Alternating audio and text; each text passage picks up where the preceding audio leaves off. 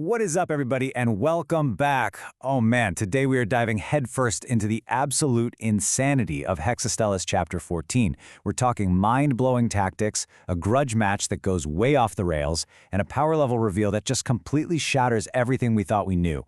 You're not going to want to miss this. Let's get into it. Okay, look at this. We're starting at the end because you have to see this. A massive crater, a mid-grade senior totally knocked out, and a first-year student standing over him without a single scratch. How in the world did we get here? Well, let's rewind and break it all down. So, it all kicks off on Selection Day. The atmosphere is just electric. You've got Team 3, that's Ryuji, Kenta, and Misaki, standing before the absolutely imposing instructor Ando. You know, after those private interviews they had, any trace of friendship is just gone. Now it's just this raw, burning need to prove they deserve that one spot on the team. And that's when Instructor Ando just drops a bombshell. The test? It's not some free-for-all, no. It's a completely lopsided, asymmetric battle. It's going to be Ryuji, the team's heaviest hitter, against both Kenta and Misaki at the same time. His mission is to prove he can absolutely shatter their combined defense. If he can't pull it off, the spot goes to one of them. Talk about pressure. And watching over this whole thing, none other than Instructor Ando herself, the Thunder Valkyrie. She's up on a platform, and let me tell you, that crisp, form-fitting military uniform just perfectly emphasizes her powerful, mature physique and every single one of her incredible curves. Right beside her, her giant battle white tiger lets out this low, rumbling growl. Her gaze is just locked on Ryuji, putting an insane amount of pressure on him to prove he's actually worth this crazy challenge. So the match starts, and right away, Kenta and Misaki are a well-oiled machine. Their teamwork is flawless. Kenta's Dreamlink Rolly forms this seemingly unbreakable wall, while Misaki and her partner Jet whip up an electromagnetic mist that completely blinds Ryuji. You know, from the outside, it looks like Ryuji is getting totally overwhelmed, just firing off these random lightning strikes that seem to be missing by a mile. But this is where we see Ryuji's big brain move. Those missed shots, they weren't misses at all. He was setting a trap the entire time. Step 1, he deployed latent, hidden lightning charges all around them. Step 2, those charges secretly formed a completely invisible electrical circuit. Step 3, with a simple, cool snap of his fingers, he activates the whole thing, creating an inescapable thunder net. And finally, Step 4, the finish. With both Kenta and Misaki completely paralyzed by the net, Ryuji's Dreamlink, Kamu, just becomes this blur of golden light. He doesn't even bother with a big, flashy attack. No, this is pure skill.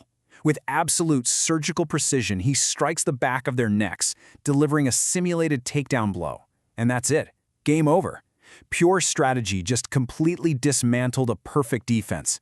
Incredible. So Ryuji's feeling pretty good, right? He heads to the Academy Plaza to celebrate his win, but that victory lap gets cut real short.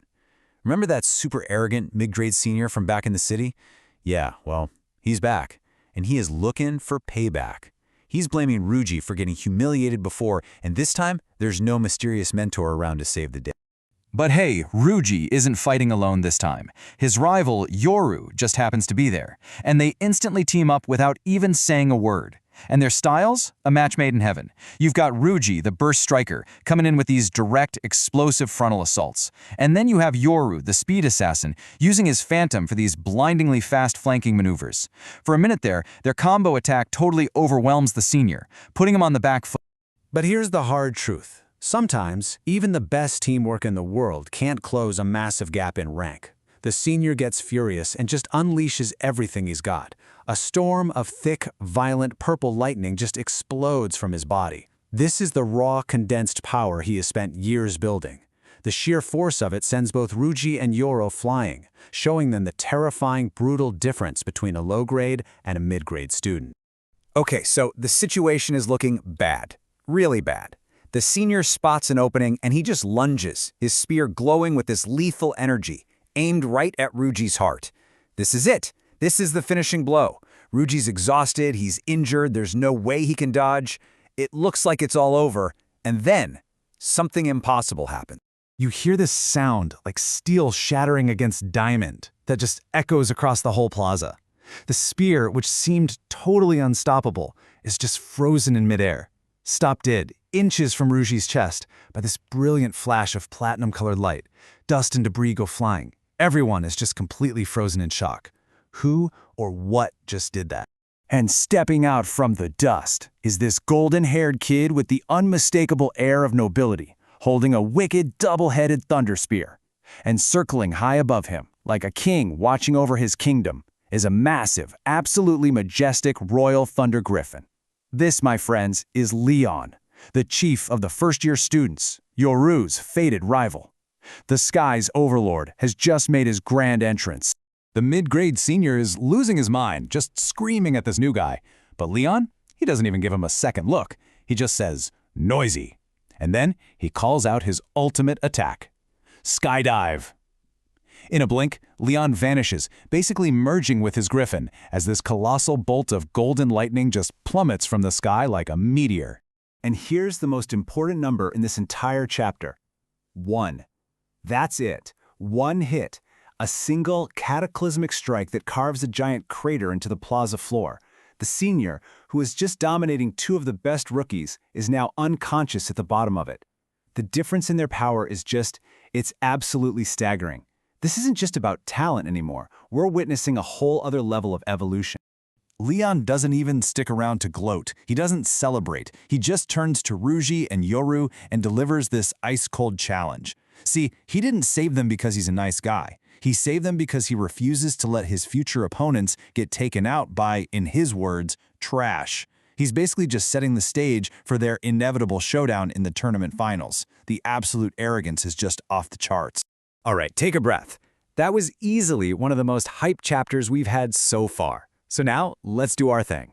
Let's get into the analysis, because the entire power ceiling of this series was just blown wide open. Okay, this table really puts it all into perspective. You've got Ruji and Yoru, whose incredible teamwork makes them a high threat. Then there's the senior, whose pure brute force puts him at very high. But Leon? Leon isn't even on the same chart. His threat level is catastrophic. It represents a completely new dimension of power that we haven't even seen from a first year before. So you're probably asking, how is this even possible? Well, the answer is a little concept called second stage resonance. And listen, this isn't just a simple power-up. It's a full-blown evolution where the user and their Dreamlink souls literally synchronize. This is what allows the Dreamlink to gain impossible, non-biological traits, like metallic armor, and it unlocks those devastating fusion attacks like Skydive. And this is exactly why Leon is such an absolute monster. Most students, if they're lucky, hit second stage around age 13 or 14. Leon did it when he was 12. His griffin's feathers can literally turn into indestructible armor. He has a repulsive force field that just negates close-range attacks. And get this, if he runs into someone with an elemental advantage, he can just switch to a pure physical mode to counter them. The kid has an answer for everything. He's completely broken. Which brings us to our final thought for today. We just witnessed the absolute peak of the first-year class, a power level that can one-shot a pretty strong mid-grade student. And it just makes you wonder, if this is what the #1 rookie looks like, what kind of monsters are waiting in the mid-grade and high-grade brackets of the tournament? What does the true top of this world even look like? Let me know what you guys think in the comments.